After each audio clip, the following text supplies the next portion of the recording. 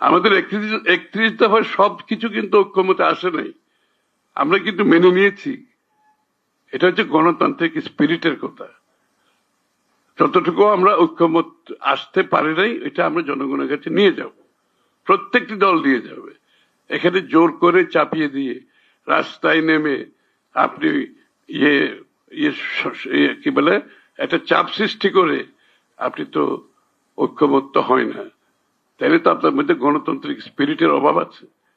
তাহলে তো আবার শেখ হাসিনার পথে আমরা হাঁটবো, যে আমরা যেটা ভালো মনে করি এটাই হতে হবে। আমরা যেটা ভালো মনে করি এটা তো হবে না, জনগণ যেটা ভালো মনে করে সেটাই হবে।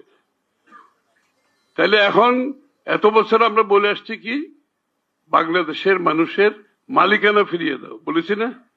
মালিকানা ফিরিয়ে দাও। মালিকানা ফিরিয়ে দেওয়া মানে কি? বাংলাদেশের কিভাবে চলবে এর সিদ্ধান্ত জনগণ দেবে, এটা হচ্ছে মালিকানা। এখন দেখা যাচ্ছে আমরা কিছু লোক ঢাকায় বসে মালিক হয়ে বসে আছি, আমরাই মালিক, আমরাই সিদ্ধান্ত দেবে। তাহলে জনগণ গেল কোথায়? যে জনগণের জন্য এত বছর যুদ্ধ হলো, ত্যাগ স্বীকার হলো, মরলো, এখন তো জনগণ তো কি দৃশ্যপটের মধ্যে জনগণকে দেখা যাচ্ছে না।